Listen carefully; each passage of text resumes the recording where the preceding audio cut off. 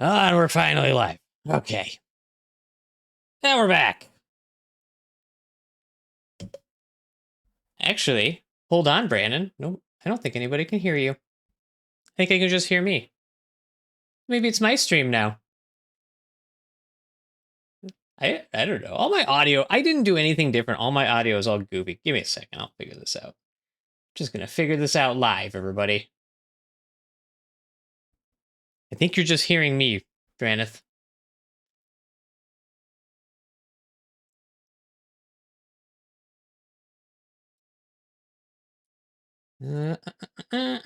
So somehow, after I went to sleep, my entire computer's audio settings just all decided to, like, test me. Okay, this is gonna be... All right, now say stuff, Brandon. Hi, everybody. There we go. How are you looking? How about Shon? Chat? You like this? Can you hear Shon? Sean stuff. Sean's saying stuff. Hey, there Sean we stuff. go. Don't know why. All the audio setting. Not that I've changed a thing. Just cut off everything. He's a tyrant. Oh, He right. likes the power. That game is probably crazy loud, so let me turn that down. He likes to. Don't worry, He the likes to music's be in awesome. You control. guys will like it. Yeah, Yeah. But you won't be able to hear us over it. Hey, everybody. All right. I think we're okay. Let us know if the game audio is too quiet, too loud. I'm going to try to regulate that as best I can. Good now, though. It's good now, though. Hey. So, obvious piece of business that we got to get out of the way immediately. And this is actually going to be dipping into basically the opposite of today's topic. So, keen-eyed viewers of the stream will notice that once again, the fourth host, Corbin, has gone missing. And I said a lot. Yeah. Well, I know, Dranith, but so here's the thing. He texted us last night, and it turns out that maybe it was just me. Were you guys on this text? It turns out that Corbin has been living a double life. Oh. Were you guys aware of this? It turns out that Corbin's real name is Claire Elise Boucher, who's more commonly known as Canadian singer Grimes. You're going to say Celine Dion. And no. And it turns out that Corbin has 3 children with Elon Musk. Oh my gosh. Oh my gosh. Given the news of the day and the political feud with which Mr. Musk has been embroiled, Corbin's no longer safe. So he's gone into the witness protection program. He's gone into hiding. Interesting. And wait, was he part of the feud? Wait, I don't get it. How did he get caught up in that? Yeah, this is a great question. Well, so it's because did Corbin get caught up in it, or well, right. Or so Elon? Is he catching heat from the feud because you're saying that Elon was so mad about getting into a spat? No. President? He's not safe because he has had Elon's children. So now he is politically in danger because now he is an enemy of the United States. Oh. So okay, he's gone into intriguing. hiding for like a week, I think. It's a lot of questions. I kind of want to make Yeah. you keep answering them just to see how deep this See story how much goes. I thought this out before? Yeah. Thought out the true thing that definitely happened. It was just that Corbin gets very sensitive whenever we talk about Elon Musk, and I decided the reason is because that's his baby daddy. Oh no. And he doesn't like it when we talk about him. Dude, I forgot Okay. Tony. I'm so sorry. What? Where is he? Is he in witness protection too? You know what? He's in the other room. I'll be right back. Thank you. No. I guess I'm more or less upset that Corbin didn't give us the sweet deets on Elon's weird dong. So I'm curious. I don't know. He just didn't trust us, I guess. He guess didn't. G14 well, it's a really- classified. It's a really sensitive topic. It also makes Nothing to sense see. why Corbin can get a little shaky when we talk about Hey, kids. Acolyte's so, back. What's going on tonight? Hey, Acolyte, how's it going? Hey. Just caught the end of um, your stream. I was in Acolyte's stream for a little bit while I was getting things set up. Oh, nice. Playing a pretty cool game. What was it called, Acolyte? It was like a I'm gonna say this, but it was like almost looked like a cell shaded kind of neon white. Nice. Yeah. Oh, that game is awesome. It looks beautiful. Has everybody played it with me? I mean, that's No, I haven't played it. I've just Phenomenal soundtrack. Oh, I haven't even listened to it. I saw like the pictures on Steam, and I was like, oh, that's pretty. It's actually done by a band called Machine Girl. They're kind of like a weird kind of techno poppy kind of band. They're really weird and interesting. I really like them. All right. So quick tangent before we get rolling here. And I promise, Shon, I'm gonna let you introduce your game here momentarily. So I pre-ordered the Switch 2 and I actually got it today. Oh, neat. They Walmart delivered it at 6:45 this morning. Wow. I know, which was already weird, but I had them send it to my mom's house because I was going to be at work and I didn't know when they were going to deliver it and I didn't want it just chilling. So I sent it over there. So I went and got it after work, and in the bottom of the bag was a can of Pringles and a bottle of Coke, which I saw thought this. like, is that a thing? Yeah, Walmart did that for everyone that pre-ordered their Switch 2. They're like, here, Tubby, here's some chips and soda. You like video games? We're not going to do shit today. Chunky turd, you nerd. Like, here, have some chips. Yeah, it's pretty amazing. So I texted my mom and I was like, who gave me a can of Pringles and a soda? Like, who in your house bought that? Hey, baby. Nope, it just turns out Walmart knows who nerds are. So yeah, I didn't even think. What kind of look. Pringles? The So original confused. flavor or something fancy? No, they were the worst. And this is gonna be sorry, this might be contentious, chat. They were pizza. And pizza Pringles are the worst flavor of Pringles. I thought you were gonna dog salt and vinegar. I was like, no, that is absolutely one salt of the and best vinegar flavors. Oh god, best flavor one of the few- profiles ever. My favorite is sour cream and onion from now until the end of time. Okay, I'm not gonna hate on that. But I think salt and vinegar is amazing because it has a built-in fail-safe. Like, if you eat enough of them, That's your true. tongue is like wrecked, and so you actually are more likely to stop earlier. Come here. Oh, got hit while I was smoking. Physically incapable of consuming too many salt and vinegar chips. That's true. Well, I don't know, like the Cape Cod or whatever they are, the like kettle cooked ones. Oh yeah. I can trash an entire bag of that without question. Baby which is why they're not kitty's allowed here. in the house. Hi, baby kitty. So Trader Joe's has these potato chips. I think they're just for summer, and they are vinegar and ketchup flavored, and they are great. Nice. I've said That sounds pretty awesome. Sriracha Pringles. I've never had those. Yeah. Oh, yeah. Can't hate on Pringles. What, and it came with what, a soda too? You said? Like, yeah, just a regular strength Coke. I was like, I don't ever. It's not a thing that I drink anymore. I And like was a just like, regular strength Coke. well, not like a Coke Zero. When I first saw it in there and I saw that it wasn't a Coke Zero, I was like, Mother, what are you doing to me? Why are you putting sugar and salty deliciousness in my You're fine, sweetie. But, Oh yeah, ketchup chips I'm okay with. I'm gonna say I'm okay with They're it. good. Yeah. dill I don't pickle even chips like- are also real good. Yes. I don't even like ketchup that much. Like I don't Same. put it like really on anything. Maybe fries, but Mhm. like those ketchup chips are pretty awesome. Something about that fake chemically ketchup taste that's really good. By the way, the jam. other thing we got to explain is that, and Brandon, I don't know if you feel comfortable sharing this, but Brandon has started to pixelate at times. It's not It's a something thing he that can I'm help. trying. He's Yes. just trying it out a little bit. He feels very vulnerable, but He he is just role playing as pixelating one of from time Max's to time. games. It's fine. Yeah, Trying isn't exactly. the right word. It's a thing that I've come to accept about myself. So if you see Brandon blurry Ow. on screen, then it's just he's just gone 8-bit for a little bit. He's phasing I honestly into and don't out know of the what's, universe. It's what feels natural to me, and Here. it's been a long time coming, and I'm Come here. gonna let it be. I'm gonna let this be. I'm gonna let my freak flag fly. Please stop sitting Now that on my one- keyboard. That one's a Siamese, Max. Is that one? Are those hypoallergenic? Is that one gonna be less likely to kill me? Yeah, so the Siamese are less likely to trigger allergies. They are a little bit more hypoallergenic. My tabby cat is going to absolutely drown you in your own secretions.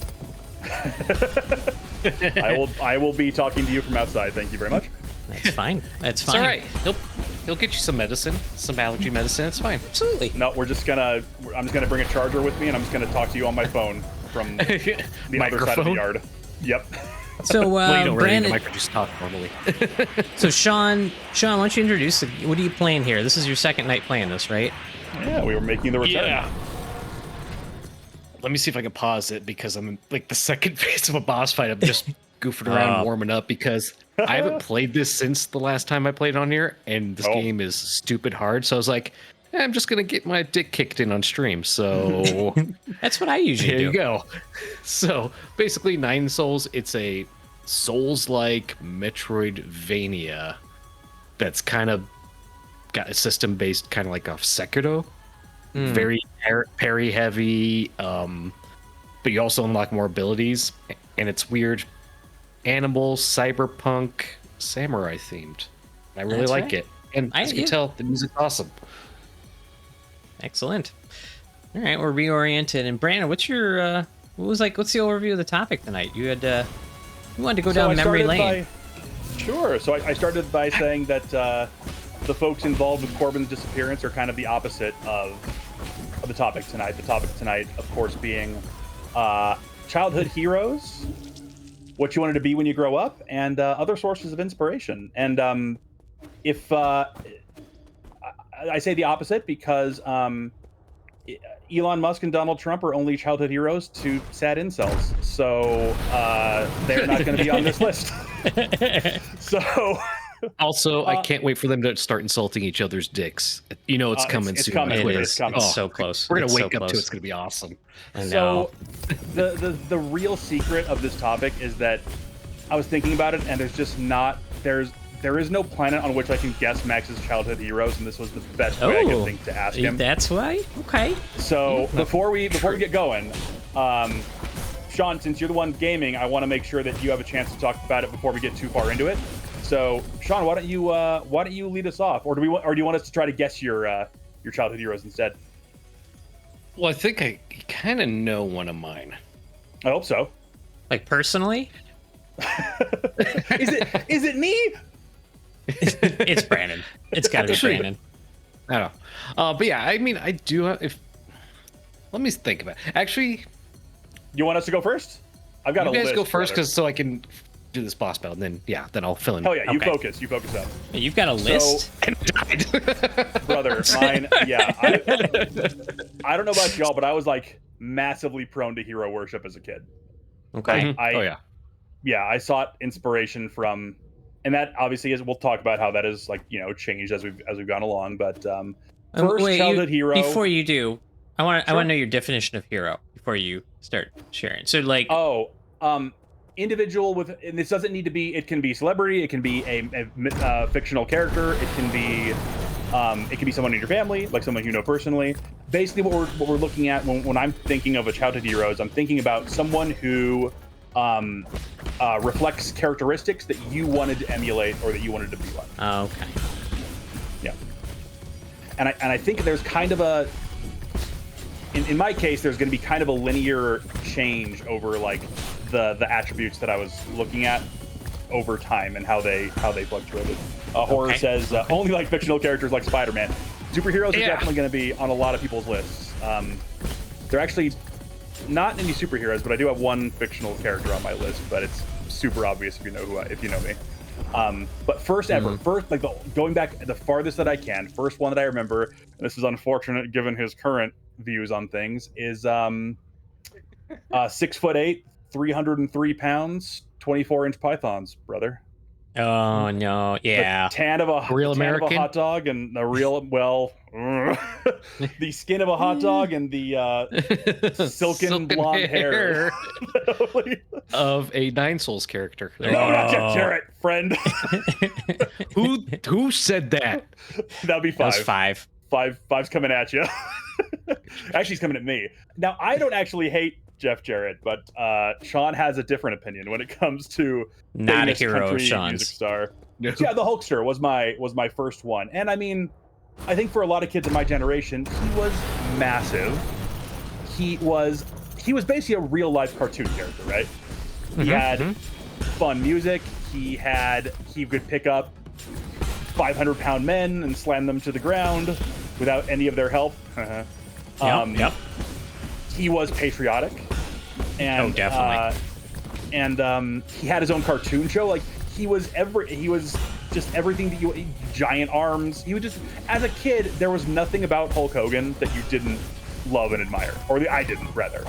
Right. And I think I'm safe to say that I'm not alone in that regard. So that is going back to the farthest that I can. That's the first like childhood hero that I can think of, and it was almost only on like his physical attributes and the like cartoon persona that was related to that.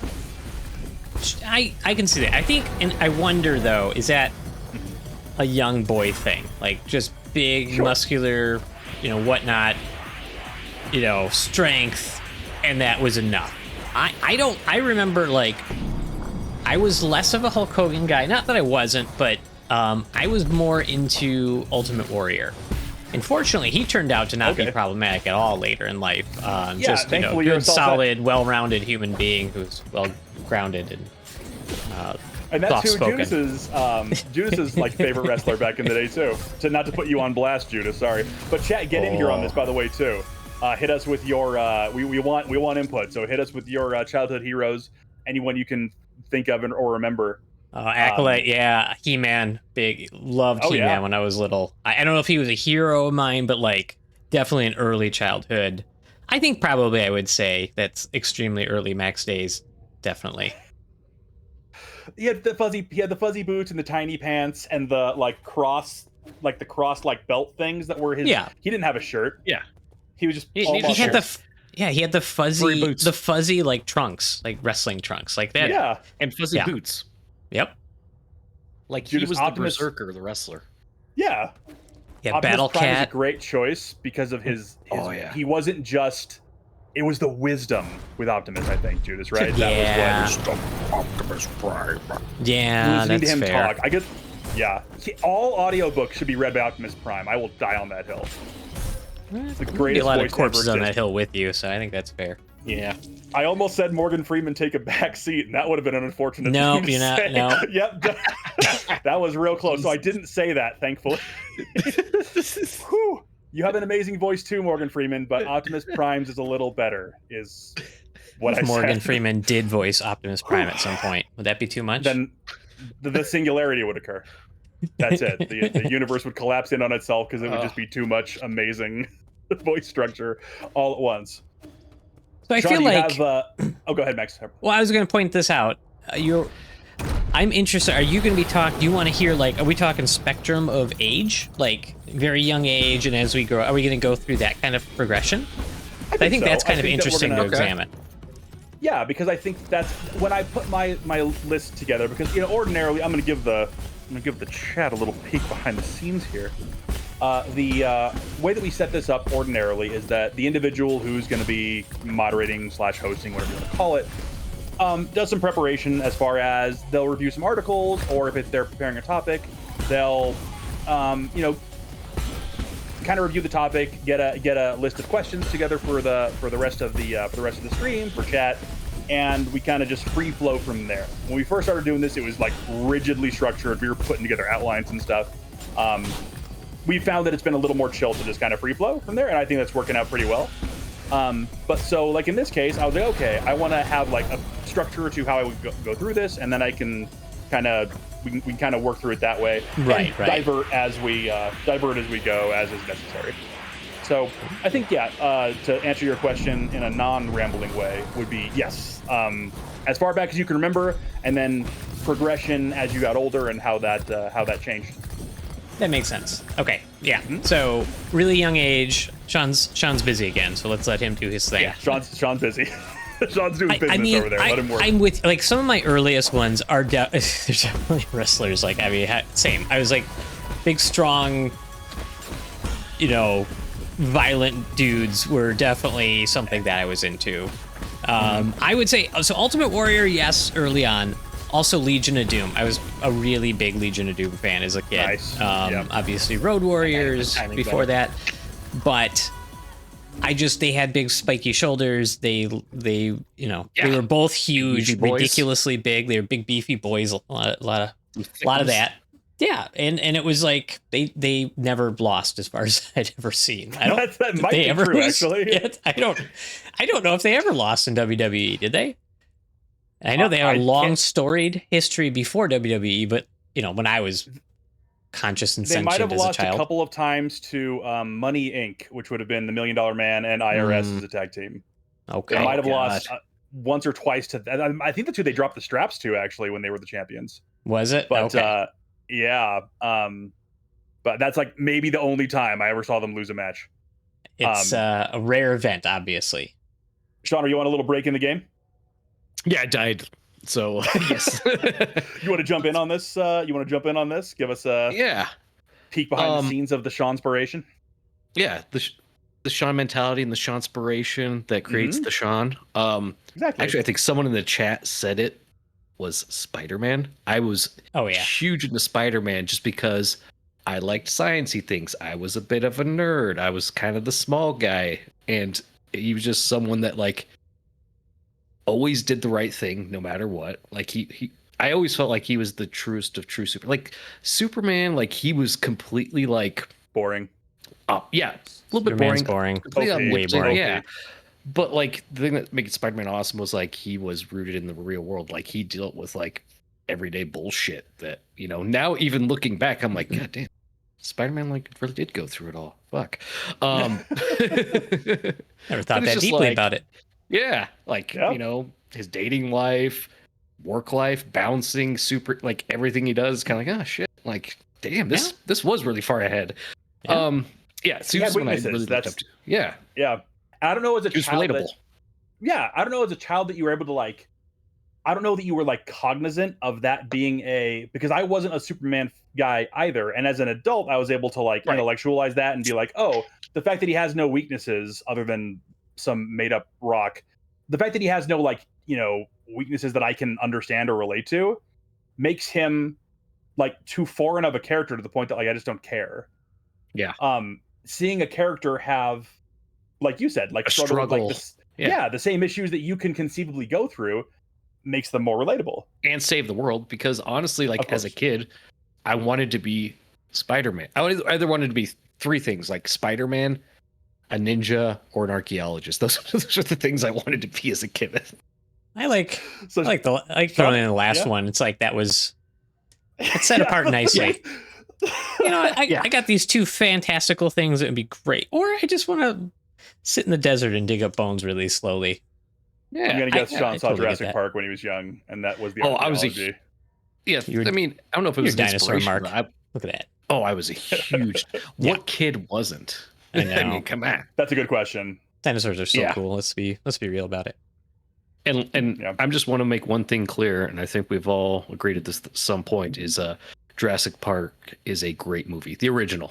It is a phenomenal movie. Yeah, I mean, it's always going to hold a place in cinematic history. I remember when the T-Rex was walking. Like, I was all legit scared. Yeah, but also like I had the wrestling ones. Like, same as Max. Like, I love the Ultimate Warrior just because he was big, had cool face paint. Yeah, the face paint really was. It was colors, a nice seal. Yeah. And he just was like crazy and hyper, like most kids were. So it was like, oh, sweet. But again, you kind of find out things about people, and you're like, well, yeah. But when you're a kid, you don't care about that stuff. Yeah, exactly. Well, that you didn't know either. It's kind of like you didn't even know the concept of that. You're just kind of like you were just a kid. The other. And I'm going to get like a little sappy because this person has influenced me my entire life, since we're talking about every aspect of life. But like the biggest influence in my life personally was my grandfather. Like he provided me with life lessons. Talking about him a lot. He provided with life lessons, insight, had a like crazy life where he did a bunch of stuff. So yeah, huge inspiration of my life. I was going to get sappy. Yeah. No, that's all right, but that's real, right? So, absolutely. As a kid, I don't think I had like real people that were my heroes like that. Yeah, I didn't either. Like, I don't. Yeah, I mean, so when I started getting, when I was probably third grade, third grade, something around there. That's when I started having really weird heroes, quote unquote, to look up to. I'm gonna put Mr. Wizard on that list. I was a big Mr. Wizard, Mark. Do you guys even know who that is? I'm actually unfamiliar. I was about to say, what is Mr. Wizard? I know the name. My goodness. Like I've heard it referenced, but and I died. I'm googling. Mr. Wizard was like, I think it was filmed mostly in the 70s, maybe early 80s, maybe as far back as the 60s. Look it up. But Yeah, he was just a cantankerous old dude who did science experiments on like PBS. And I loved it. I thought he was the coolest person. And so as a kid, Mr. Wizard was on. I was there, and I was like, man, 5 is. I can absolutely believe Wizard was up your alley. Three separate runs of Mr. Wizard. The original, there were 2 runs of Watch Mr. Wizard, which ran from 1951 to 1965. Oh, jeez. And then Okay. had a brief resurgence from 1971 to 72. And then the one you probably actually saw was Mr. Wizard's World, which ran from 1983 to 1990. Okay, that would be the one. Yeah. And yeah, it's kind of, you could probably find some clip reels of him just kind of getting frustrated with kids, which is even better now. Like just looking at it, but he was showing scientific principles in a really relatable way. And I really dug that as a kid. I don't think I ever did any of his experiments, but obviously I'm a physician now. I'm sure that had some formative. I'm definitely sure it has formative experience in my life. I think the closest analog for both, and I'm positive both Shon and I, I wouldn't call this a hero, but like a show that we would be Beakman's World. I think would be pretty similar. Oh yeah. That was obviously a little zanier. Bill Nye. Yeah. Beakman's World was good. Yeah. It's good stuff. The Big Rat. What was his name? Big Rat. Was it just Rat? It might have just been Rat. I don't remember what his name was. There was the weird girl that I had a crush on as a child, but when I didn't know what a crush was. But Oh, Brandon just feeling funny as a kid. What was everyone's Mr. Wizard was first pre-Bill Nye crush? for sure. Yeah. Oh God, For no. celebrity crush. That's a good question. I think so definitely the first crush that I can remember, like actually understanding what a crush was, and was Pink Ranger, without a doubt. Kimberly was. Okay, yeah, that's fair. Yeah. I think the only acceptable answer is Winnie Cooper. Oh, I could see that. Yeah. Oh, easy. I didn't. Ooh, Winona Ryder. Good answer. Yeah, it's a good one, 5. I didn't like Wonder Years. What? I watched it a little bit. Wasn't that big of a fan. Fred I like Savage watching is him there. wiener. Yeah, but That that was part of the charm. He should have gotten pushed around and Hey, body Shon, slammed do you by have a Hulk Hogan. Fred Shut up, Savage Fred impression? I guess I do now. But to point out, so I think the throughput, like the line of like our, the earliest heroes you can remember, especially when it comes to those wrestlers, was they were larger than life, crazy promos. For those of you not in on the wrestling jargon, promo is like an interview, like when they get into a microphone. And... Hold on. My first crush. Oh, sure. Sorry. Let's not get carried away here. And if there's one available, I'm still looking for. But if we could clone Kelly Kapowski, that'd be fantastic. Okay. All right. Yeah. Yep. From I don't hate that. Saved by the Bell. Yeah. Attaboy. Also, honorable mention to Gadget from Rescue Rangers, but don't tell anybody. Brandon's furry fetish is coming to It light. explains a lot about Brandon. Gary Busey, cake up. That's a good answer. Not at all Your first surprising. crush, Gary Busey? Wait. So Acolyte says he stayed at a household owned by the Pink Ranger? What? What? Oh, what? That happened? I expect you to type a novel in chat, and we will respond to it as soon as we can. Explain yourself, Acolyte. But yeah, so I think that's a kind of the common throughput. When you're a kid, it's like the big, over-the-top characters that you're drawn to, and they're kind of very free, and they're very like domineering and commanding, and they kind of do what they want, blah blah blah. Like Mr. Wizard. Correct, like Mr. Wizard. Second, as I got a little older, we're still in the realm of pro wrestling, and you guys obviously know where this is going. Anyone who knows me knows where this is going, but I know. I know where this is going. yeah. Oh, you got your Hitman shirt on. Still to this day, baby. Bret Hart, and basically the antithesis to Hulk Hogan. Not really a character at all. He looked cool. He had an amazing look with the long hair and the glasses and the coat with the epaulets and all that. Incredible look. But his talking was not the best. No. But you learned what epaulets were because of which is him, important, right? That wouldn't be part of your vocabulary if you weren't a big Hitman. That's true. mark. And to this day, pink is my favorite color because of the Hitman. Is that why we branded it into the show? Correct. Yes, I forced that in there. So too late to change it now. So sorry, can't rebrand. That's fine. But it was, as I got older, it was the fact that he was, and Shon kind of brought it up earlier with Peter Parker, it was that he wasn't this, like, larger than life, 6'8", 300. He was 6 feet tall. He was 230 pounds. He was still big. But he was like, it was possible. It was something that I could, like, I didn't need to pump myself full of a billion steroids and be, you know, super genetically gifted. He felt relatable to me. He felt like which you worried about when you were in when I was 8 years old, right? Yeah. Yes, correct. Yeah, I understand that. And again, I don't think that I was intellectualizing those things, but I think that was like starting to, like, that's why it was working. Like that's why it.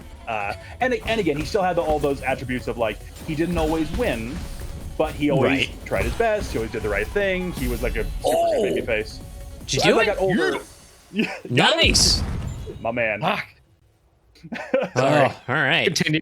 Sean's about to be on that list. Sean's my hero. Yeah. He just got added to the list. But yeah, so Brett was the next step up. Was going to the Hitman. Got another cartridge for my vape, apparently. Okay. Gentlemen, as you moved on from your starter your starter hero packs. Well, we're gonna, before we move on from that, Five says, according to Wiki, the rat in Beekman's world had a name. It was Lester. That's right. That's a great name for the rat, and slightly easy. Perfect. I like that. Solid And then rat name. Acolyte said, I stayed at a residence of a friend's brother once, and he randomly mentioned it was owned by the Pink Ranger. Didn't really delve further into it, but I thought it was neat since I watched the show as a kid. Acolyte, that right now, we're going to go ahead and bless that as true. Yes. Yeah. I don't see any evidence to counter it. I think we try to be rigorous on this show. We try to be intellectually honest, and I think that's true in our hearts. So I just googled it, and it's true. There's no evidence. You did. I heard. I saw it. I saw it happen. So that is a true. Yeah. So here, look at this Gato. Look at that guy. There. That's a Haas. That's a big fan. Boy. Big fan of this cat. Real big fan. Does he have a drink on his belly? I don't. He does. Is that what that is? Excellent. You that who's drinking his own piss? I don't know. I guess we shouldn't bring up the other. I don't know what it is. I don't think we need to. We're not talking about anything with the Pink Ranger. Stop. She's a pervert angel, and that's all that I want to know.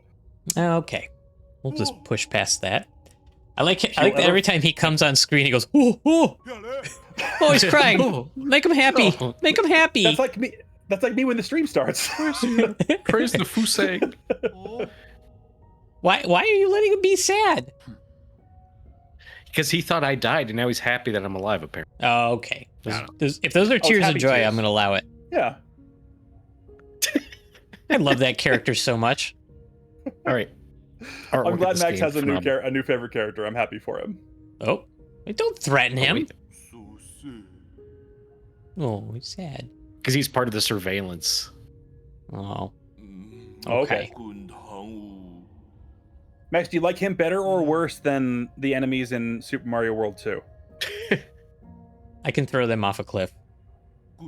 I tried playing again. I did get a little further. I played it again, but I have some practicing yet to do to complete that one. I will. But you tried, your effort was inspiring to me. Oh, good. I'm your hero. And that's canon. All right. Well, I think so. As I remember as I went into like 3rd to 5th grade, you know, you always get asked what do you want to be when you grow up? Like, what's your profession, young child? What are you going to commit your life to? And my answer was based on the inspiration I received from a movie, a very common, I think, well-loved childhood movie, and that was RoboCop. I didn't want to be RoboCop. Like, that would be ridiculous. But I wanted to be a robotics engineer because they made RoboCop.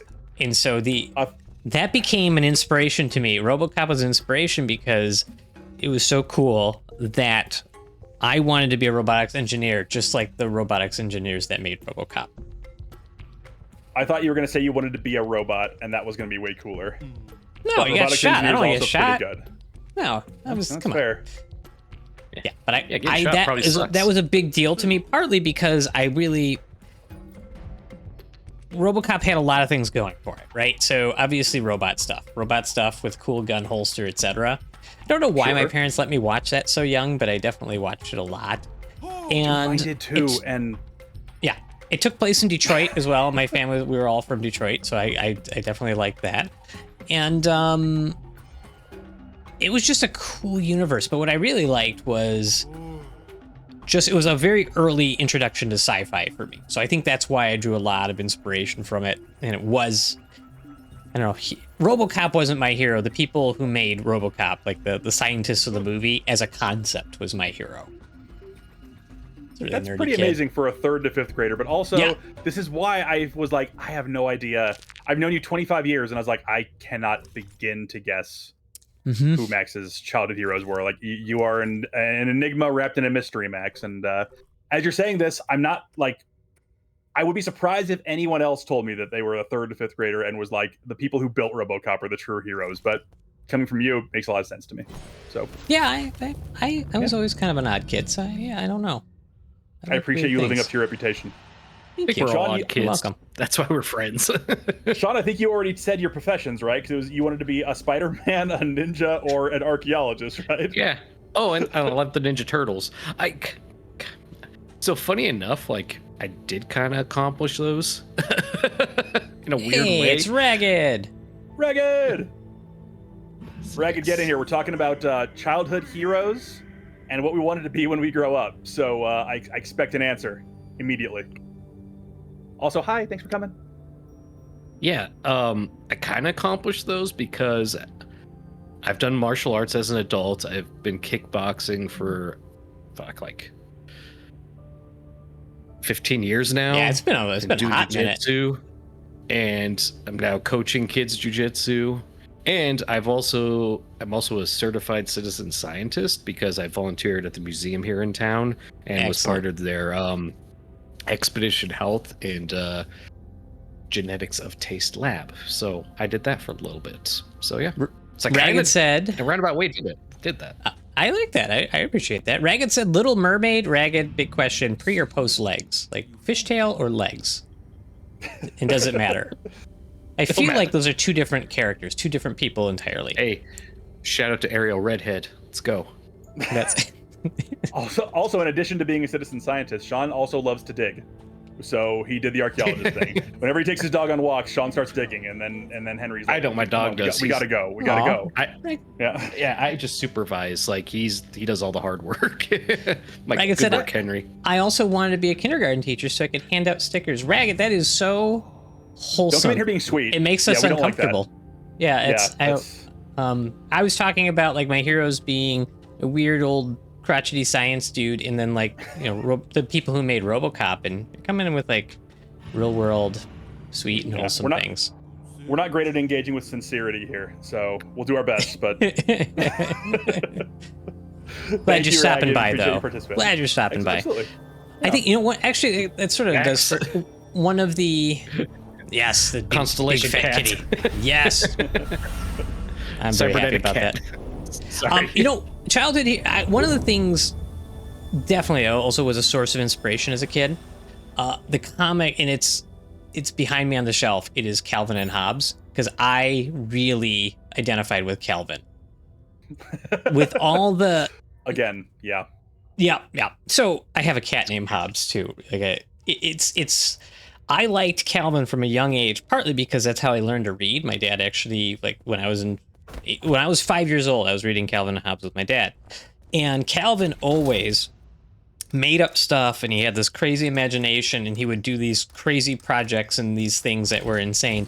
And I always thought that was the way I wanted to be. And so I knew he was a fictional character, but I so identified with his sensibilities that to this day, I have all the Calvin Hobbes collection. I almost can't read Calvin and Hobbes. Like I open it up and it makes me so nostalgic that like I just put it on the shelf and I like to remember it's there. I'm gonna start texting Max Calvin and Hobbes comics every day until he becomes emotional again. You can do that. You can do that. It happen. Yep. My emotion glands shriveled up recently, but we're gonna grow it back. We're gonna reimplant it within you. We'll try to do that. But yeah, the Calvin, the character, was a huge source of inspiration, and to the point where I would take on ideas as a kid that were way out of my league to ever accomplish, and then get frustrated, much like Calvin does when it doesn't work out the way I thought. And that continued to adulthood too, I'll tell you. Sure. You boys know my childhood profession on the oldest piece of paper that I could find of like what I wanted to be when I grew up was, of course, pro wrestler. Shockingly, given my heroes. And I took a run at it, and it didn't work out, but that's a story for another day. But yeah, so as we're getting older, as we're into 5th grade, our heroes are changing. They're switching from the big cartoony, over-the-top things. We're getting a little more, I don't want to say intellectual, but like it's changing. Our tastes are changing. Mm-hmm. And this is one that you guys don't know about. I don't think you guys know about me, because I don't think we've ever talked about this. But and this isn't. We'll keep it as a little bit of a sensitive topic area, but we're not gonna. Yeah, I grew up in the Catholic Church, and we had a priest at the church. I was an altar boy and all that, and we had a priest at the church who was just an incredible speaker. Like during his sermons, the way he held a room and the gravitas that he had, he actually had like an old pipe that he just was the coolest dude in the world. He spoke smooth. He made it relatable for the people, to the point that when I was I don't know, probably like maybe 9 or 10, I was going to be a priest. That's what I was going to be. Oh man, how far have you strayed? Yeah. And life changed, and I didn't end up doing that. But it was, when I look at my he was definitely the outlier for like the people that I looked up to in when I was young. But it was, I think when I look back at it now, it was the way he was able to like command a room, and the like presence and like gravitas that he had, and the fact that he just seemed like the smartest man in the world.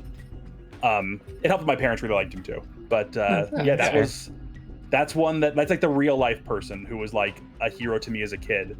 And but that was, I don't think I've ever told you boys that like I was on the path. No, like, it surprised me. I'm gonna be a priest. And it turns out I'm a terrible person, so not the best outlook for what if I told you I also Wait, what should this guy's nickname be? What? That's not true. Just kidding. Okay. Judas says. I was like, oh my god. Yeah, we got a big Judas comment. We got to get in on this. Speaking of it, Judas. Yeah, getting older things didn't change a whole lot. I guess in my early teenage years resonated with Squall Leonhardt from Final Fantasy 8. I was trying to count the little tick marks. Also like Fei Fong Wong from Xenogears. I vaguely remember that game. And a couple of years later, Dante from Devil May Cry, then Halo, and Master Chief. That's yep. It's I don't know. I don't remember where you got that tattoo of Master Chief, Judas, but I know it's on your body somewhere. And Acolyte said, I wanted to be a teacher until one of my grade school teachers who I respected said I shouldn't be a teacher, and that's a bad teacher. It's don't pressure kids. Yeah, what dreams? Ugh. Yeah, ooh. That does remind, as getting older, speaking of teacher years, Acolyte says the worst Final Fantasy. I mean, I don't like really Final Fantasy at all, but even I know most people would say that too. It's not the worst. I personally love 13, and 13's the worst. Is that the one I have? No, I have 12. You only have 12 and 10. Yeah. 12 so in high school, divisive. I had a high school history teacher that was definitely kind of in my hero category, I will say. So real person. And he was like, it was Mr. Purcell. Like, he was awesome. My sister had him, yeah. History teacher, used to be a drill sergeant back in the day, like, super cool, drank so much coffee that, like, you could just smell it on his breath across the room, and he just was such a no BS guy. Dranath had Mr. Purcell, like, just really liked that dude and respected him, and his thing was, like, you're not gonna be a dumbass, you're all capable of being smart. And that's sort of the message you got from him. And that was, that's good teaching. He could command a room. He was like 4'3" and just a super solid guy. I'd put him in my people who formed in made me. He's in the inspirational column for sure. He is part of the primordial soup that turned into mechs. Yes. soup Yes. congealed, and I He's skim. one- I am to skim skin off the top. I don't know how this goes. He's an ingredient in the soup. I think to close up on the childhood ones, I think Shon and I can both relate to this character. And Sean's gaming, so I'll take the lead on this. I know what you're gonna say. Yeah, Yes. this is another really obvious one, and our boy from the actual best Final Fantasy of all time, Yeah. our sweet brain broken boy, Cloud Strife. And we briefly talked about it on a previous stream, but to give a quick like kind of once over, at least, and I'm not sure if it was quite exactly the same for Sean, but it was for me. The thing that like made him so like that drew me to him was it was like the first story that I was engaging with where the hero wasn't perfect. The hero was like messed deeply up. flawed. Yeah. And had like deep insecurities and let that to the point that it like kind of controlled his life. And when this is uniquely my experience, so I'm not speaking for Sean on this one, but when I was a kid and to this day, I'm loud and I kind of project an air of confidence, but You should see the limiter I have on his audio. It's pretty incredible. seriously. But I just like everybody else, like massive insecurities about a lot of things. I was always a chubby kid. I was always small for my within my grade. I was always very small. And so even though like I had this like around my family and stuff, I projected confidence, but inside like falling to pieces, insecure, scared of everything, scared of appearing scared, which is always, that's fun for in a child's head. Yeah, you want to have the meta layers of anxiety. That's really really good to have in your formative years. I agree. How did I do this? I got told that I was confident so much that I kind of was like, okay, well, that's just what I am. I guess I'm confident, even though I didn't actually feel it. And that's sort of kind of Cloud's story, is that he fails repeatedly, and to the point that it sort of that and he's not able to accept it, and that's sort of what drives his story along. And again, I was like 12, so too young to probably intellectualize what was happening, but there was a like subconscious relation taking place there that made it so that I really was drawn to that character. But I think that's about it on my. Did my you just childhood come up stuff. with this topic because you're slowly trying to convince me to want to play Final Fantasy VII? Is that what this is? Brandon, don't give away the end goal. Brandon, don't give away the end goal. No. Okay. Did I do Okay. Can I also give some other ones? Because I'm sure we can all relate to this. Yeah. Obviously, one of mine growing up, and I know Brandon would agree. Actually, Brandon would agree. Sports athletes like John Elway growing up, Patrick Waugh, and playing baseball. Didn't John Elway just kill a guy? Yeah, I mean, well, as a kid. I know. I'm just saying. not Can we just allegedly. didn't he kill a guy? I feel like kill is intense. Kind of. He was. Okay. There was an accident. Didn't he manslaughter a guy? Allegedly. Oh, okay. Don't. This is going on the internet. Don't get us sued. Allegedly. I'm asking. Just asking questions. Oh. But That is not one a I will, defense. one I will Certainly say not that here. I really stuck to his youngest was obviously Jordan, because Jordan was Jordan and it was awesome. Right. But Ken Griffey Jr. Like I loved him. He's my favorite baseball player because he was just kind of the bad boy. He had the hat backwards. You're never supposed to wear a hat backwards. No. My grandfather would yell shot at me in the because it was 90s. old school. Yeah. He also stuck with yeah. a bad Florida Marlins team Yeah. at the time. He didn't have to. wait. He could have taken the money to go elsewhere, but he stuck with a bad Florida Marlins team for a long time. respectable. Probably too long. Yeah. In Seattle? It's in Seattle. He was the Mariners? I thought he was the Marlins. No, he's No, yeah, you're right. Seattle. Mariners. I was like, he was in Miami? Yeah, no, I thought it was- Seattle. you said Marlins, and so the M I in my thought it was head. the To be Marlins. fair, Why don't you double check that? No, you're right. Mariners. My bad. Yeah, a bad Mariners team. Pardon me. yeah. Apologies to Seattle. I didn't mean to disrespect you. Oh, I apologize to Ken Griffey Florida Jr. would be very mad. Actually, no. I guess I apologize to the Florida Marlins. I didn't mean to disrespect you. Seattle, you were the bad team, not Florida. Sorry about that, Florida. But yeah, same. over here.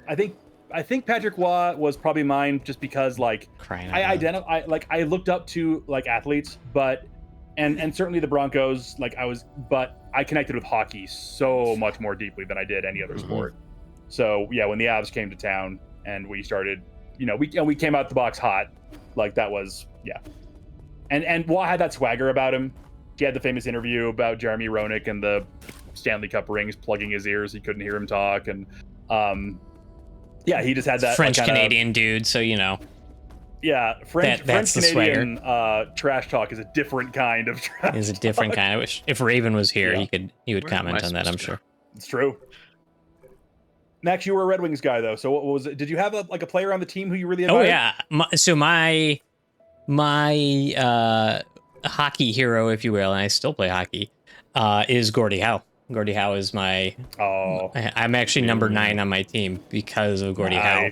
Not that I grew up watching him play live, because like by the time I was growing up, he was just wrapping up his 50-plus year career as a hockey player. But yeah, I mean, as far as it just like a person who did it all in the sport, it was Gordie Howe. And so it was like my mom's favorite player, so he was my favorite player. But like of the players that I watched growing up, Steve Yzerman was, huge in my household. And I was a goalie too. So I like Chris Osgood, don't get me wrong, but Mike Vernon I liked Mike Vernon a little bit more. Even though he only took the one cup and they trade him. I like Hasek. Yeah, I like Hasek. But I like Hasek too. Also, can we both... it's funny that we all liked the fucking rivals of each other, Red Wings, Avalanche back in the 90s. Man, can we break bread that Martin Brodeur sucks? Can we both agree on that? I mean, as long as you take all of his stats and his career out of it, yeah. Well, that's the whole thing, is that he's objectively the best goalie of all time, but he's not my goalie, so he sucks. I see. Okay, then yeah, fine, I'll buy that. Then we agree. Excellent. You heard it here. Now he's gonna come after us. What's he gonna do? Martin Brodeur just watching Twitch. He's like, what? Brodeur. Yeah. Don't say that. Here comes the injunction for us to stop, cease and desist, saying mean things about Martin Brodeur. That's pretty amazing. Okay, so that moves us through. I think that about gets us through childhood. Adolescence. I'll kick it off unless one of you boys wants to. No, go for it. Okay. Maybe adolescence is the right word, but maybe young adulthood is better. So my switch was pretty... I got away from... So I actually fell out of love with wrestling during the Attitude Era. Probably because I was a Bret Hart guy. I liked the clean, squeaky... Yeah. So I didn't... It just wasn't like... Well, and my family didn't want me... Like, yeah, didn't like it as much either. So I just kind of fell out of it during the Attitude Era. But as I went into high school and then college... I started watching The Daily Show all the time. Oh wow! Yeah. I remember this now. Yeah. And to this day, still, I would consider these two among my heroes or sources of inspiration. Jon Stewart and Stephen Colbert. Stewart more, but I've said it before. But I grew up in a pretty conservative environment. I wouldn't say that my household really was, but my extended family was, and we're Italiano, so your extended family you see at least weekly. And so I had never really been exposed to any ideas other than that. And so I would just watch Comedy Central a lot when I was a kid, or like a younger adult, and so like high school age and then into college. Right. And so it was like South Park and stuff, and then it would lead into Daily Show. And I kind of like with the priest when I was younger, it's that presence and gravitas that they had, the way they could command your attention. Well, right. Jon Stewart can look into the camera, say nothing, and get people laughing. That's or get you feeling thing. Like he can make you think. Yeah, he can shift those gears. Effortlessly. Also, Jon Stewart, big wrestling fan. Excellent. Probably something there. Just saying. But that was I would say up until even through present day, those guys were massive inspirations and very formative to me as far as changing the way that I thought about a lot of things and the way that I approached politics. But I was, interesting. When I was younger, probably high school to middle school, as far as comedians that kind of really were inspirational to me, George Carlin, and not in the same way nice, that he is today. But I really enjoyed George Carlin from a young age and did not at all understand a modicum of what I know now about him. But I liked his attitude. I liked the way he spoke. I liked those sort of things. And now I appreciate on like all the other levels that you can appreciate St. George on. But there was definitely something similar, like you said. There was something about him, like he was somebody who, like, I wasn't going to be a George Carlin necessarily, but the way that he thought was something that I aspired to, and I definitely would double down on that today. I think there's something about seeing someone who is like so funny, but also, and this is like that again, that kind of transition period as you're growing up, that you think funny, you think silly, and you don't necessarily correlate funny with intelligent. We've got a new follower, boys. Hey, moving much. Hola.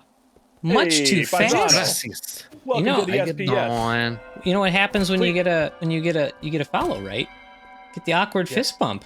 So you gotta just like, let's go for the hand. No, just elbow. No, not an elbow thing. Just here. Hello, friends. Welcome. Moving much too fast. Welcome to the channel. Did you enjoy that? I hope you enjoyed that. Yeah, if it was awkward, it was supposed to be, and it always is. It was awkward. It's Brandon's fault. Yeah. It's mostly Brandon's fault. You're our friend forever now, so welcome. So moving much too fast, we're talking about heroes. So if you can think of and you want to share, there's no obligation, but we're talking about like childhood heroes and sources of inspiration, and then talking like, you know, more about comedians and stuff. Most recently that we got into. Shon, did you have a comedian that because you always had a comedy bent to you? Or just someone who, like, as you got older, who you were... No, I was asking him comedian. I don't want to move away from that. Well, no.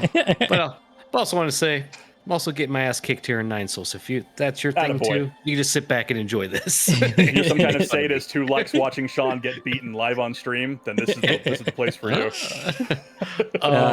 You know, as comedy goes, the only one that I've actually seen live and I really enjoyed, and he has a podcast, listen to him all the time, is Bill Burr. He's been pretty solid through the years. Yeah, he's just kind of always nailed like those kind of inner feelings, and then also kind of has, you know, a logical, rational anger to him is the best way to describe it. Yeah, I will say, as he's angry a lot, but makes sense. Yeah. As a yelly Bostonian, I think he's from Boston. Given the accent. Yes. As a yelly Bostonian, when he came out as like, not came out as, but like when he like pretty level-headed in his like analysis of political stuff and societal issues and cultural issues, I was like pretty surprised. I was expecting Burr to be not like that, but I was impressed.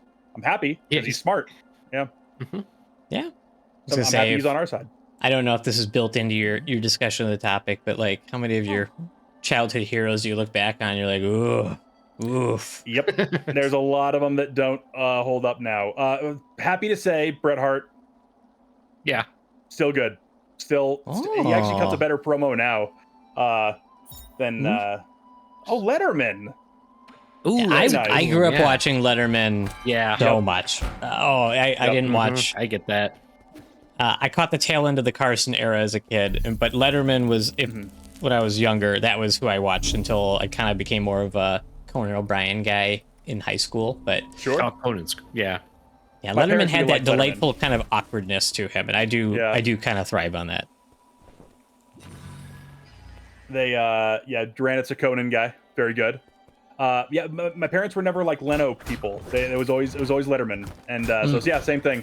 And then when you watch, I can't remember, there was that documentary that was about the succession of Johnny Carson, and you realize how like kind of cutthroat that whole thing was, and how it was supposed to be Letterman, and then Leno kind of got his way in there. Did you hear? Yep. Pretty. Yeah, I'm glad that like. I'm glad that I was more drawn to Letterman than I was to not that Leno's a bad guy or anything. He was just very cutthroat for the business. Yeah, ladies and gentlemen, don't That wasn't actually Jay Leno. Don't. I don't mean to say there's not a surprise guest on the stream. That was, if you can believe it, that was Shon impersonating. That was Shon impersonating what Conan O'Brien's impersonation of Jay Leno. That's fair. Now Brandon, you're also. Yeah. I don't know that chat knows this if they don't know you, but you're also an artistically inclined guy. You have a lot of artistic talent. Mm-hmm. I want to know some of your artistic inspirations as a kid. When did that start? And then how did it grow? Garfield. Okay, I was an early Garfield person. I actually did both. Judas and I, when we were younger, there was a teacher. I don't know. I just don't like saying people's names on stream, but there was a teacher at the art center here. Just give out their address. And, yeah, exactly. Social security number is fine. Yeah. They ran a cartooning class, and the first thing that when I started learning how to draw, the first thing that I started learning was like the cartooning class was like the funnies cartoons. Yeah. And so it was learning how to draw like Garfield and Kathy. And Kathy fan where he is I'm coming out as a Kathy fan. You identified as her single woman struggle. I understand. I get it. I identify as a single woman who said a lot. That explains so much. It really does, actually. Honestly, that's the stream topic from now on, is how much Brandon has in common with Kathy.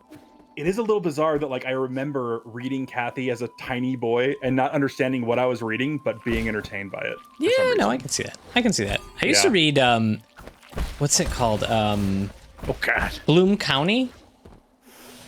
Like same guy who did Doonesbury.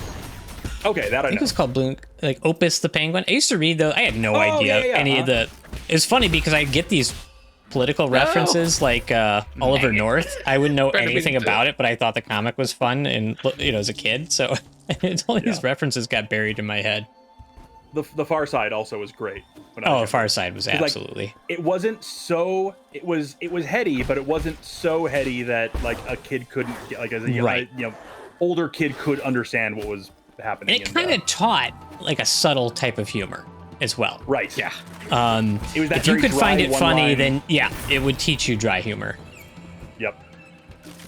And being like, go ahead, Brandon. Did you open up a bunch of video codecs again? No idea what happened. I saw that it just like just checking. Camera just like freaked out and went back to being steamy mode. So he's in the sauna. Brandon's in the sauna. That's I like being here. I like that. I like that. Now you're in a sauna. Enjoy that.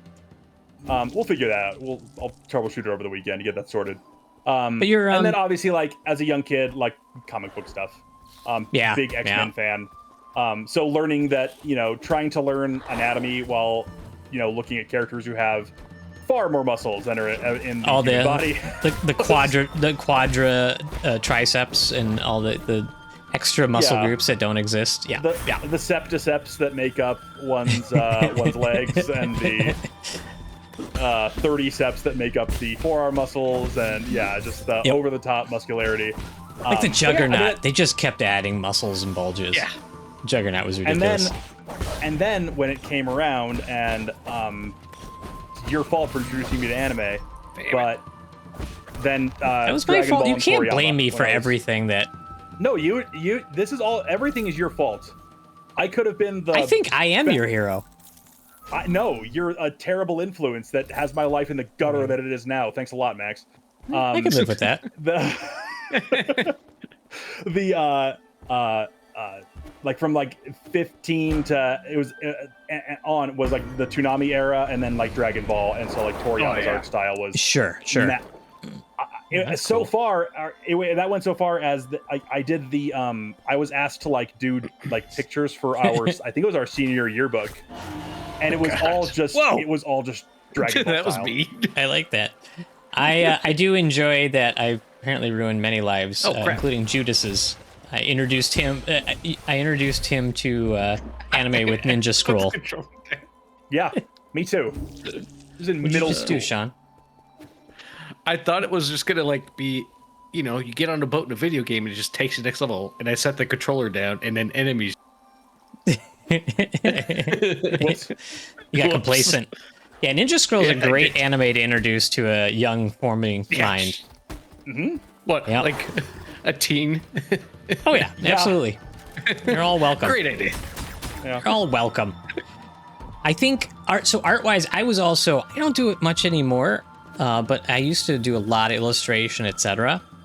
And I already mentioned Calvin and Hobbes, definitely. But like for an art style that I wanted to mimic, I think as I got a little bit older in it, I really wanted to. My favorite comic was Johnny the Homicidal Maniac by Yonan Vasquez. So if you've ever watched Invader Zim, same artist, right? Hey, Rage Quit, Thanks, first Rage time Quit. chatter. Thanks for letting us know. Yeah, bodily functions are important. I get it. Is that Exactly. Is that one of your heroes? Is that what you're making right now? I hope not, but I hope it's going well for you. I mean, I would hope so too. If it's all greased up, it should be relatively nice and straightforward. But Johnny the Homicidal Maniac was so odd, and the dark style, very heavy lines, black and white, and it had a very much anti-hero protagonist. Yeah, and it was, it was like perfectly up my alley at that age. That was like an art style I really wanted to mimic. I did do a little series of comics about a friend of ours at the time that was very heavily into that style. But it did give me it gave me a appreciation for indie comics, and just having a character in a leading role that could be a homicidal maniac, but a lovable one. Not hero related, but did you boys ever get into like webtoons or webcomics? Did you ever get into any of those? Definitely a few. A little bit, yeah. I think Draneth was a Penny Arcade guy, right, Draneth? What was that other And then site? I think that and then they run their convention now. That's PAX, right? Or no, maybe not. The Penny I think it is. The Penny Arcade Expo is PAX. So that one like blew up. And then VG Cats was funny when we were, younger. I don't remember that one at all. It was literally just cat characters doing video game references. Like, Okay. yeah, Simple when but you're a effective. young weird kid. Yeah, it works. It works pretty. Yeah. So PAX is the Penny Arcade Expo or whatever you want to call it, or convention. I'm just curious if you guys ever got into. Do you remember any of the ones you were into? For the web arcade? Or The web comics, yeah. Toothpaste for Dinner? Is that a web comic 5? Homestar Runner and Salad Fingers. I was just about to say Salad Fingers. I love Salad Fingers. I find it comforting and just delightful. Like, I just watch it with a smile. Homestar is still going, isn't it? It's okay. Yeah, I think Homestar is still going. I remember the first time I watched Salad Fingers and it was just like, what is this? And why do I really like it? I really love it. Yeah, it was. I think that was also an era of like as weird as you can get was because that was like the same era as like the Quiznos commercial with the I can't remember what they're called now. Oh, guys, little rat things. Yeah, the weird little potato guys. boys. Yeah, they had a name. Yeah. I don't know. And they had like monkeys. they're playing Sponge monkeys. Yeah, guitars. And That's crap. right. Yeah. Yeah, that was just like an era of hyperbole and a half. From moving much too fast. Man, I'm learning some. I gotta go look up some old webtoons here. I don't remember any of these. I like the thing about when webtoons come out, like as inspiration, was like you have this platform that you can put your stuff out into. Like early days, right? Right. Not that everybody had the equipment or know how to do it, but it sort of showed that like you could publish your own work in a way that was widely disseminated, and you didn't have to like have a publishing company and do a formal comic book, etc. Some of those early things when I saw them were like, oh, I'd love to make something like that, right? Now we have so much easier access to if you want to do a creative project, putting it out in the world, present show included. But some of those early webtoons I think were really cool to give inspiration to be like, hey, if you have an idea, you can, with some little bit of know-how, you can probably put it out in the world. Yep. And what a segue for me, Max. You didn't. I don't know that you intended to do that, but You gonna talk about sandwiches? well, no. The sponge monkeys awesome. aside, what you referred to there actually is a great tie-in to going into adulthood and the people that when I was thinking about this, I was like, well, I don't really have like don't have heroes anymore. Like, I still love Bret Hart, I still love Jon Stewart, but like I don't like. It's as you become an adult, you don't like worship them the way you did when you were a kid or anything, right? Like sure. You realize that they're people, they're humans, and the I realize now, like a lot of the people that I admire are like regular people who Zefrank? Zefrank? Is that the wait? Zefrank is the he does the weird animal. Yes. Yep. Yeah. Excellent. Hey, Raven's here. Raven, what's going on? Raven. It's the people that I admire most are like the people who didn't get like the big breaks, and who didn't let it stop them, and have gone on to like do like basically self-published works, or like so essentially like streamers, YouTubers who still are practicing a craft that they love, without maybe having that like big backing from a company but people who are able to take their creative endeavors and make something out of it. Maybe they're not the biggest in the world or anything, but people who have found a way to succeed without like being part of a like big collective or company. Like those are the people who like I really admire and look up to, and who I respect these like today. Like that's, and I think that my thesis here is that when we were younger, you're kind of drawn to that like cartoony quality and of like the big hero types and whatnot. But as I got older, and I think that this is the reason why things like streamers and YouTubers get popular, is that you crave authenticity. You crave people who like that feeling of like I'm watching somebody who actually genuinely cares about the craft, the thing, and it's not being like spoon-fed to me through like a studio's lens. You think the older you likes the reality more? I think so. The older me appreciates authenticity, I think is what it boils down to. Yeah. Actually, I would say too. It goes for people in general right now. I think people don't like to be fed stuff. Because honestly, like some of the kids I teach, like they don't watch TV. They're all on Twitch and YouTube. That's what they do. Right. Yep. And Acolyte says, I do see a lot of authenticity in the streaming domain, and I think, if you ever... No, we understood. That was meant to be sarcastic. We got you. If you see, like, there's sort of two ways you can go about some of these things. Like, a lot of internet personalities can either get over, as they were, by being... Yeah, they can just be authentic. They can be a version, like, just who they are. And sometimes that will come across. Or the other route is like taking your personality and turning it up to like 11, where you're just like kind of being a caricature of yourself. I think there's a very few who are good enough to be a complete character, right? And really be performing all the time. There are definitely people out there who can do it. But no, actually, I have not heard of role theory. I would like to be enlightened. Wrong buttons. Interesting. You're back at this I dragon. guess I should specify that when I say that, like, I'm not talking about all streamers, and certainly not talking about all YouTubers, like people who make the YouTuber face. He's talking like about that me. stuff. Oh, like the this exactly, or the pointing behind, like the ones who are like have very much commercialized it. That's not anything that interests me.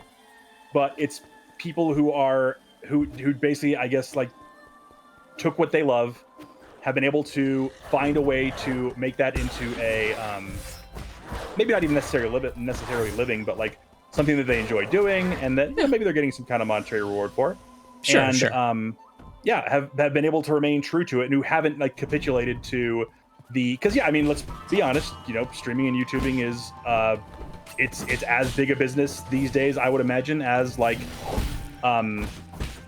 maybe not as television was in its prime or anything, but it's a huge business now. You're talking about like revenue, you're talking about how many eyeballs are looking at it. Exactly. Yeah. I don't know what those numbers are, but right. So there's going to be like an industrialization of it without question. And that kind of stuff, miss me with that. I don't care about the Kai Cenats or the ninjas or the people who are like, I don't care about any of that.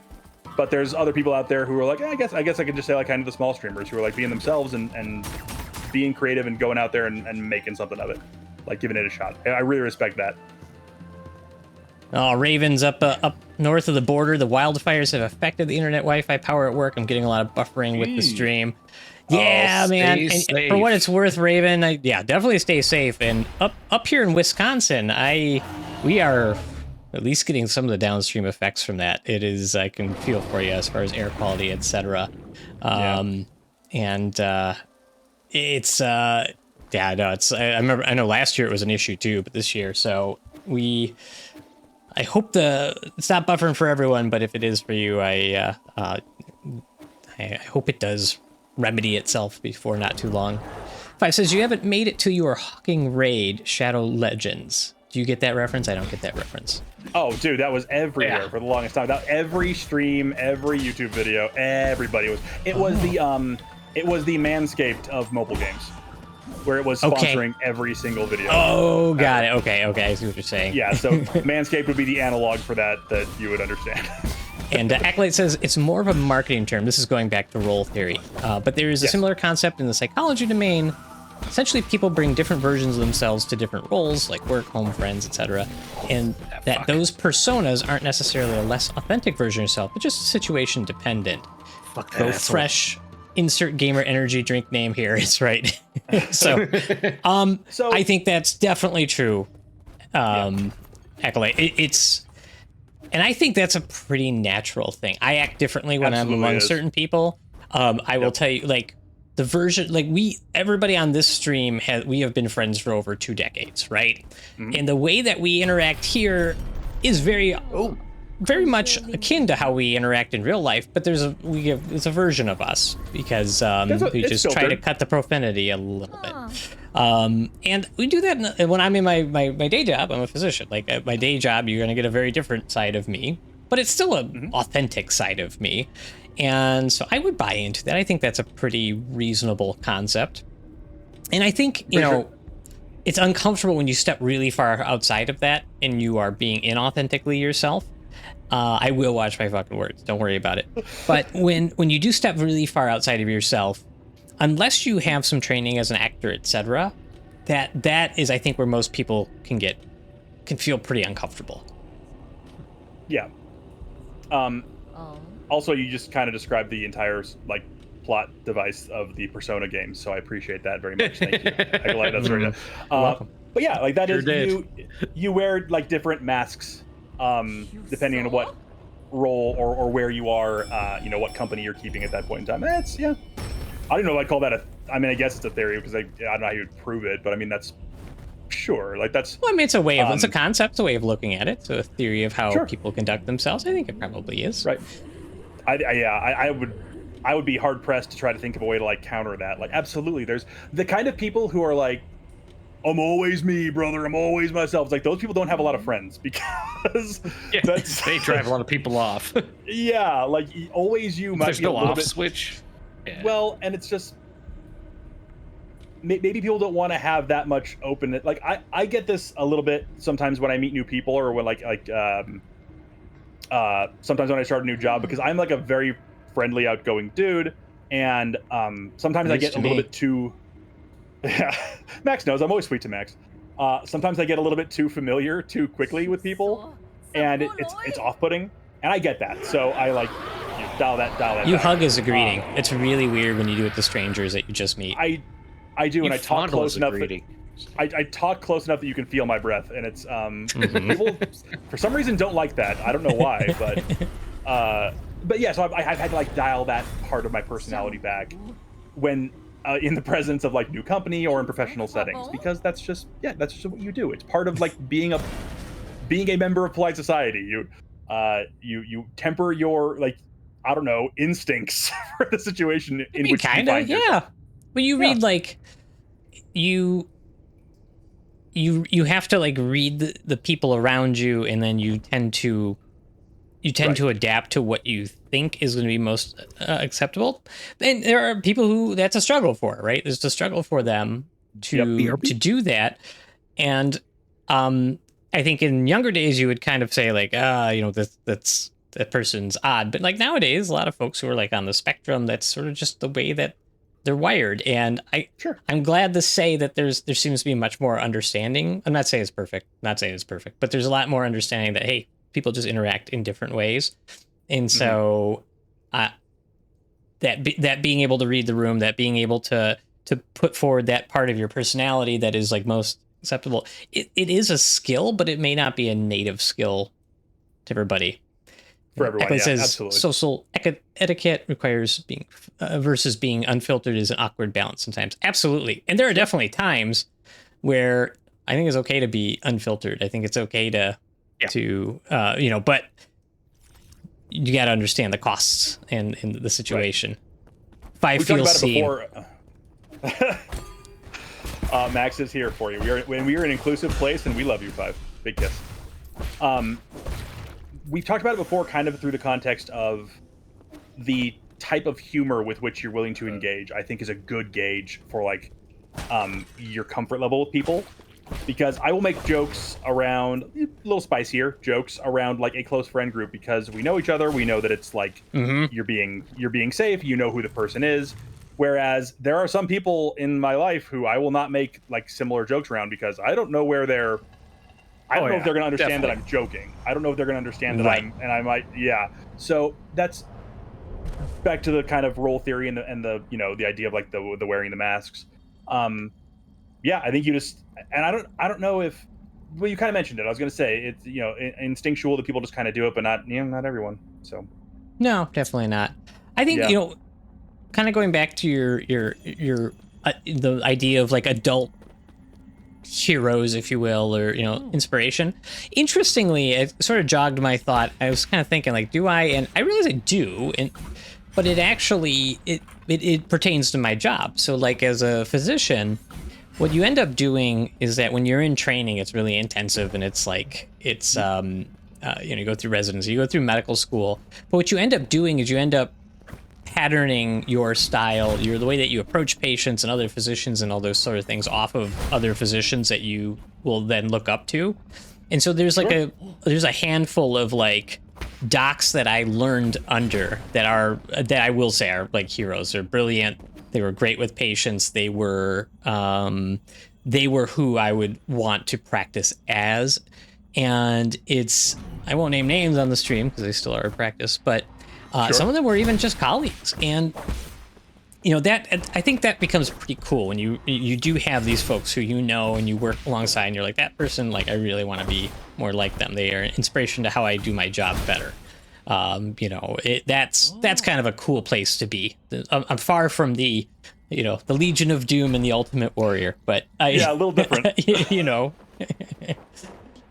Shon, do you have any? Oh, I don't have the game on because I'm trying to conserve resources. No, you're my good. Camera is good timing. In Steam mode. So, Shon, what about you? Like people in your contemporary life, from whom you find inspiration or look up to, or just people who you like see characteristics that you would emulate.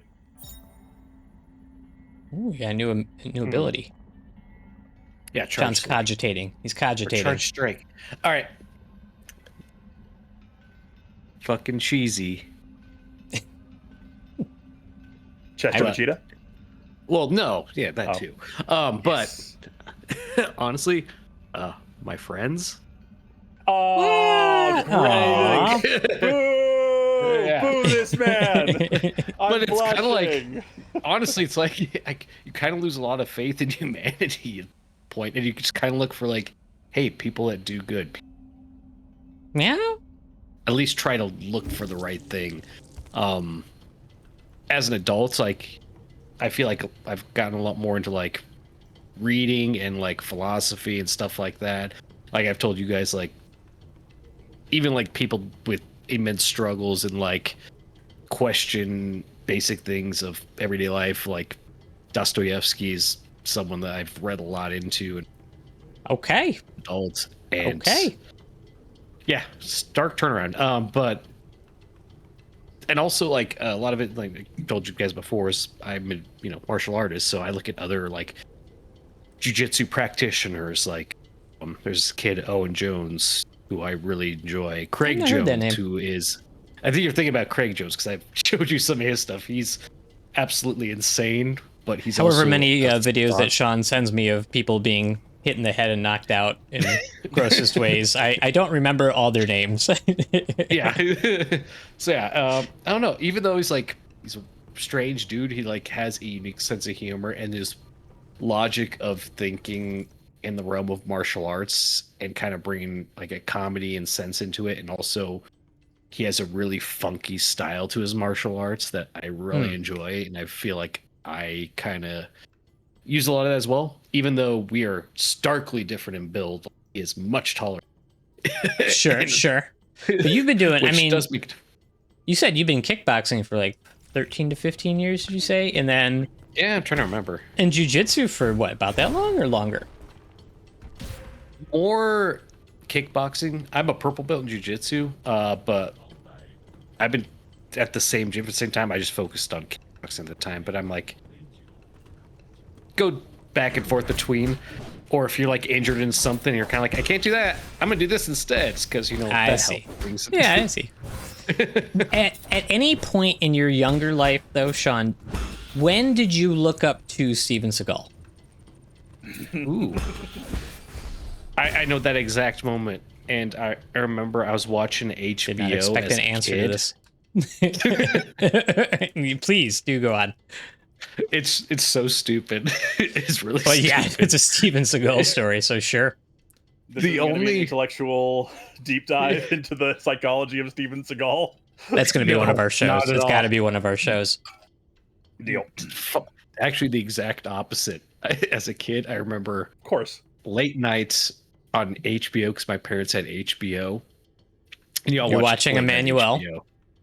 Yeah, no, I was watching Under Siege 2.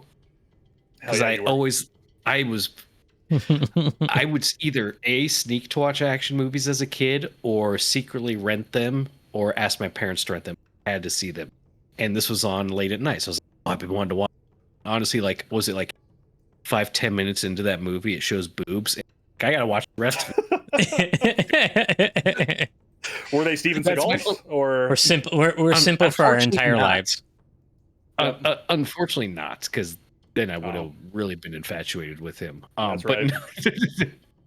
But no, it's kind of like Steven Seagal was inspiring because someone that unathletic and uncoordinated could be a martial arts star. So hell yeah, that's why I saw promise in Steven. If he can do it, I can too. That's pretty amazing. I appreciate that. Yeah, Shon, I mentioned earlier that we don't this is very kind of loose and flowy the way we do these things, and Shon actually kind of just inadvertently gave yet another great segue into sort of my kind of thesis of all this, which is that whether it's like heroes or people you find influential or people that you surround yourself with in your life, it seems to be qualitative in that you're always looking for people who are demonstrating qualities that you would like to have, that you would also like to have, that you'd like to display in yourself. Okay. So when you're a kid, you're searching for identity. So like big cartoon character types who know who they are and who seem to kind of have things figured out, and they have like they have a lot of control. Those are the people who stand out to you and who like kind of grab your attention. Sure. And as you get older, it moves along. Like I said, for me, it's pretty linear in mine, but it moves along that gradient towards people who are more realistic, people who have similar struggles to you, with whom you identify. So it becomes less like what's the word I'm looking for here? It becomes less about an aspirational, like this is the thing that and more like, okay, I've found who I am, and I want to be around people who share similar qualities, and that's where your inspiration comes from then. What do we think? I mean, hard to argue with. At least I'm sure there are variations on that theme, but sure, I think it makes sense if we start out in a fantastical realm, and then we kind of glom to people who are more realistic. I mean, I think that there are definitely some characters in fiction I could still say, like, aspire to be, but I wouldn't say it seriously, right? Like I wouldn't say I don't want to be the ultimate warrior today, right? I mean, for a variety of reasons, let's be honest. But well, he's You want to be big and beefy? I don't want you to be the ultimate warrior today either, Max. I no, like you. fair. It's fair. Yep. I'm still a heartbeat. R.I.P. warrior. Mr. But you know, I think that's fair, and I think that some of the maybe fictional characters that we enjoy even in our later years. Why do you keep doing this, Shon? What are you doing? I thought I got across the last time. I don't know. Maybe never mind. And so yeah, I think that's an interesting observation. I like that you managed to find a thesis. Well, it's everything's tied to when we're talking about going from childhood to adulthood. Everything kind of ties to that search for identity, right? Right. Like when I was in high school and I was like trying to be a punk rock kid, but I'm like a middle class dude who Altar doesn't boy. really like. Yeah, exactly. Yeah, a middle class Christian altar boy, like all this stuff. So it's like I didn't like the actual punk rock kids. I wanted to fit in with them, but I didn't actually. Like these are kids who have actually struggled and actually have like things to rebel against. And I'm like, I rebel against my parents letting me have all my friends over all of the time and who take really good care of us. And like so, but you're searching for that identity. You're searching for some kind of like place to belong. Right. And these the people who you get inspiration from or who you aspire to be. When you're younger, I think it's like they have it kind of figured out, and as you grow and start, your own identity starts to crystallize. It's less about like seeing someone who has it figured out and seeing people who maybe don't necessarily have all the answers, but who are succeeding and who are who possess those qualities that you admire anyway. Yeah, I like successfully yet damaged people. I think they're the best. Same. I love broken heroes, and I love a not perfect ending. Right, and that is I think that is how you aspire to the most realistic standard. Yeah. By the way, my cat's here. Hobbs is here. Hi, Hobbs. Cats. Where? Which part? And it exploded. Of course it did. Of course it exploded. Why wouldn't it explode? Hi, dude. Yeah. You know, Shon, the lesson of tonight's is that despite your best efforts, sometimes things explode. This cat. And you soldier on anyway. Life is suffering. Because would Spider-Man quit if things exploded? Nah. Would a Tyrannosaurus Rex quit if things exploded? Well, it kind of did explode. Yeah, I guess the asteroid kind of exploded. It did quit. Well, okay, bad example, but yeah. Don't be like a Tyrannosaurus Rex. Hey, cat. Hobbs, who's your hero? Garfield. What's his tail? Actually, might be Garfield. Oh, come on now. I like to think his namesake is his hero. Oh, is he tiger striped? Yeah, he's a tiger striped tabby. He's not orange. Yeah. That's why I gave him the name Hobbs. You can fix that with enough medical procedures. It's true. Get to work, doctor. You want to paint you? You want to be dyed? Orange him up. Let's orange him up. That's humane. We like that. Yeah. Spray paint your cats. Yeah. Why not? Well, I don't know, Brandon. You think we've accomplished the mission of the stream tonight? I think so. What else? You got anything else to parse I don't really have from this? I don't really have much of an outro or anything. I just wanted to I wanted to get to know some things about you boys that I didn't know before, which isn't a whole lot of things, but this was one of them. And I'm glad that our chat got to participate and get to feel seen. Yeah. And we obviously appreciate everyone being here. Shon, you wrapping things up in 9 souls? Yeah, I mean it's like all their souls like it saves frequently. We forgot last time. I'm area. gonna look for somebody to raid to. Let's see here. Yeah. So while Max is looking around, just wanted to say we do have some cool topics on the horizon. I know we've gotten some great suggestions from Trano got to make a new Elden Ring character while we were playing, which is the least surprising thing that I've heard all night. We've got some great topics coming down the pipeline. I know we got a suggestion for chiropractic medicine, which is right at Max's alley. I got a suggestion from Draneth actually last night to talk about sports betting and the kind of weird way that we've just kind of all accepted it and how ubiquitous it is. Oh, yeah. I got something to say about that real quick. Dude, literally on social media, there's websites advertising betting if like Trump will be impeached because of Elon. All this. Oh, another time. What are the it's, odds on that? freaking wild. What are the odds? I think I don't Predict It remember. is one of those websites. Yeah, You could bet on it. Yeah, it's like you what? Can, you can predict. Yeah, you could bet on elections. You can bet on just, like situations Here, hold happening. on, let's see. What Yeah. are the... But, 100%. but sports betting will be one coming down the pike. It's the weirdest fucking timeline. I swear. betting odds? But yeah, we have a couple other really interesting topics that we're going to be jumping on. If you, chat, yes, you watching the VOD, if you have any ideas that you'd like the Save Point Society to cover in our ramblings and meanderings. And Five sending us a few ideas as well. I don't know which ones I'm going to... Actually, I think... Although, yes, we put chiropractic on the horizon, I think one of the ones I want to do is suggestion of natural burials. I'm going to probably do that one next. I think that's going to be the one I want to do next. That's yeah, we're going to talk about that. We'll talk about that. So you heard it here, chatters and VOD watchers. We take suggestions and we're going to incorporate them into the stream. So if you have any, toss them our way. You can email us at savepointsociety@gmail.com. You can whisper us here on Twitch TV. You can comment or corner us in real YouTube life channel. And whisper at us. Like in real you can life, bully us in real life. We're small and easy to pick on. And we'll do whatever you say as long as you don't hurt us. YouTube, it's at Save Point Society. We really appreciate you guys. Thank you all so much for coming out. We stream Tuesdays and Thursdays, 10:30 p.m. Eastern Time, 9:30 p.m. Central Time. Nice. Gentlemen, do you have well, I want to say else before we... Yeah, I want to say thanks to Moving Much Too Fast for the follow. Really appreciate that. Acolyte rejoining us here. Always Draneth in Five and Cake Up and some of the folks who were here earlier, Judas. And, you know, most of all, though, knowing that Rage Quit was having a difficult greasy bowel movement was a wonderful episode. Probably one of the...